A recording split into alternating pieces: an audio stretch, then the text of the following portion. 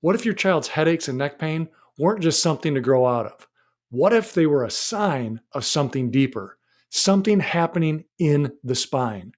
I know that was the case for me when I was a kid. And now let's talk about another real case that might completely change how you think about your kid's health.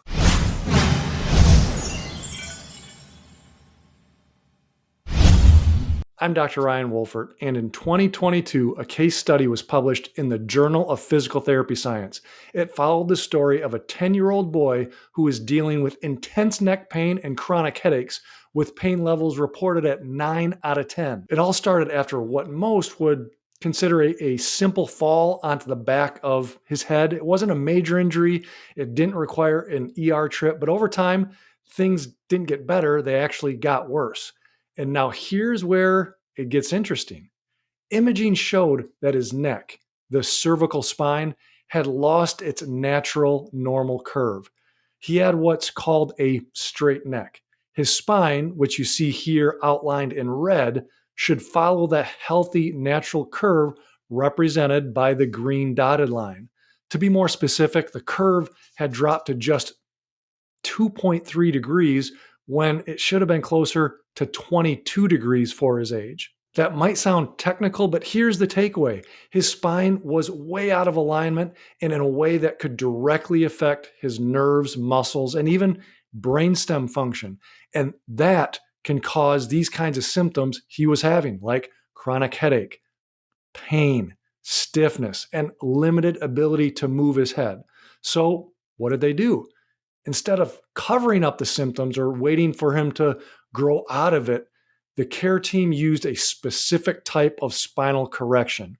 It involved targeted posture exercises, gentle adjustments, both manual and instrument assisted, and something called cervical extension traction. Now, that traction was done daily at home using a device designed just for kids, and it helped his spine regain its natural curve. Over 6.5 weeks, he had 18 in office visits and consistent home care. And the results? His neck curve went from 2.3 degrees to 25.2 degrees. That's a dramatic improvement. His pain dropped to zero. His headaches basically disappeared.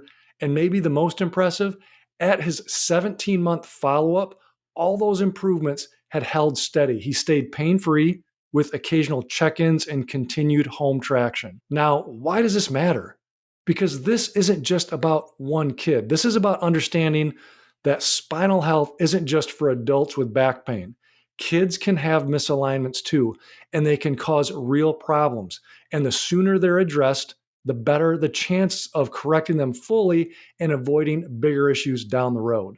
Too often, things like headaches in kids get brushed off as stress, too much screen time, or even growing pains. But in some cases, the real issue could be sitting in their spine. Here's the kicker. Kids' spines respond quickly when treated properly.